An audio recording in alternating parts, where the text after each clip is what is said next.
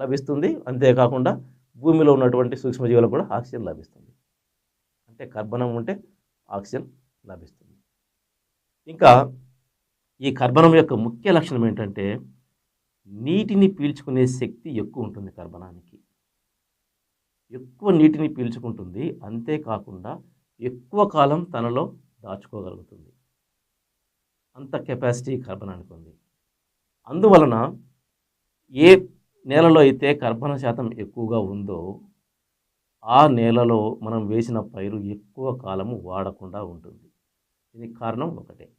అందులో కర్బనం ఉండటం వలన ఆ కర్బనము ఎక్కువ నీటిని గ్రహించి ఎక్కువ కాలం తనలో పట్టి ఉంచుతుంది. మనము సృష్టి ధర్మం ఎపిసోడ్లో ఒకటి చెప్పుకున్నాం.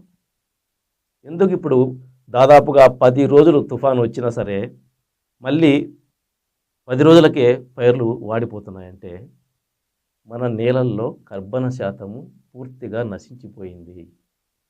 దీని వలన 10 రోజులు కాదు 15 రోజులు వరదలు వచ్చినా సరే ఆగిపోయిన వెంటనే మళ్ళీ 10 రోజులకే పూర్తిగా నేలలో ఉన్న తేమ శాతం మొత్తం వెళ్ళిపోతుంది. దానివల్ల పైర్లన్నీ వాడిపోతున్నాయి. ఇది మాత్రం మనం గ్రహించట్లేదు. అన్నిటికీ యూరియా, డిఏపి, పొటాష్ ఇవే మార్గాలు అన్న భ్రమలో మనం ఉన్నాం. కాదు. మనకు తెలియకుండా మనము ఎంత భారీ నష్టాన్ని తెచ్చుకుంటున్నామంటే వ్యవసాయంలో కర్బనం అనే దాన్ని విస్మరించడం వల్ల ఎన్నో రకాల నష్టాలు మనకు కలుగుతున్నాయి. ఇది బాగా గ్రహించాలి. ఈ కర్బనం అనేది మన నేలలో ఉంటే 30 రోజులకు ఒక్కసారి సరైన వర్షం పడితే చాలు, పైరు వాడిపోదు. అంత శక్తివంతమైంది కర్బనం. కాబట్టి మనము భూమిలో కర్బన శాతాన్ని తగినంత ఉండేటట్లు చేయటం వలన ఆ నేల ఎక్కువ వర్షపు నీటిని గ్రహిస్తుంది, ఎక్కువ కాలం తనలో నిలుపుకోగలుగుతుంది. అప్పుడు మనకు అంత త్వరగా నీటి అవసరం ఉండదు మొక్కకి. ఇది ఒక ఉపయోగం. తర్వాత కర్బనంలో ఉన్నటువంటి ఇంకొక ముఖ్య లక్షణం ఏంటంటే అది ఫిల్టర్గా ఉపయోగపడుతుంది. మనకు ఇళ్లల్లో వాడే ఆర్ఓ సిస్టమ్స్ కూడా కర్బనం వాడతారు. ఎందుకంటే ఆ నీటిని శుద్ధి చేయడానికి మనం కర్బన లేయర్స్ వాడతారు. దాంట్లో కార్బన్ ఫిల్టర్స్ ఉంటాయి. అటువంటి కర్బనము నేలలో కూడా ఎన్నో రకాల విష పదార్థాలు ఉంటాయి. మొక్కకు హాని కలిగించే ఎన్నో రకాల విష పదార్థాలు ఉంటాయి. భార మూలకాలు ఉంటాయి. హెవీ మెటల్స్ అంటారు. భార మూలకాలు ఉంటాయి. వీటన్నిటిని ఫిల్టర్ చేసి పరిశుద్ధమైన నీటిని మొక్క వేరు వ్యవస్థకి అందిస్తుంది. కర్బనము తగినంత ఉంటే భూమిలో ఉన్నటువంటి నీటిని అది శుద్ధి చేసి, అంటే భార మూలకాలు కావచ్చు, విష పదార్థాలు కావచ్చు, అన్నిటినీ అది గ్రహించి శుభ్రమైన నీటిని మొక్క వేరు వ్యవస్థకి చేరవేస్తుంది. దీనివలన మొక్కకు హాని జరగకుండా ఉంటుంది.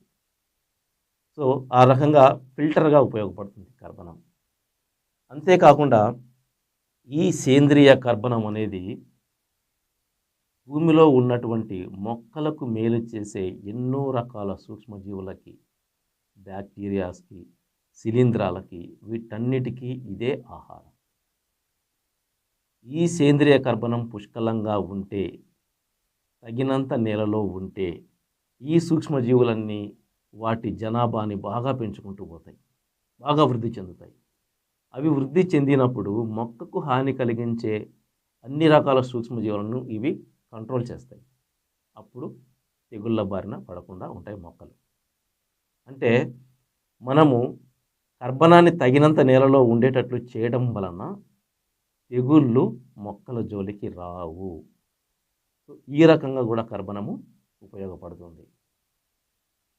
ఇంకొక ముఖ్యమైన ఉపయోగము ఈ కర్బనం వల్ల, కిరణజన్య సంయోగ క్రియ జరిగినప్పుడు ఈ కర్బనము ఆ కిరణజన్య సంయోగ క్రియలో పాల్గొని కార్బోహైడ్రేట్స్, పిండి పదార్థాలు ఏర్పడటానికి ఇది ఉపయోగపడుతుంది. అక్కడ ఆకులలో ఏర్పడినటువంటి ఆ పిండి పదార్థాలు మొక్క అన్ని భాగాలకి, కొమ్మలకి, పువ్వులకి, కాయలకి, వేరు వ్యవస్థకి అన్నిటికీ సరఫరా చేయబడుతుంది. ఈ కర్బనము మనకు పుష్కలంగా మొక్కకు లభ్యమైతే అక్కడ ఆకులలో కిరణజన్య సంయోగ క్రియలో కార్బోహైడ్రేట్స్ మంచిగా ఏర్పాటవుతాయి.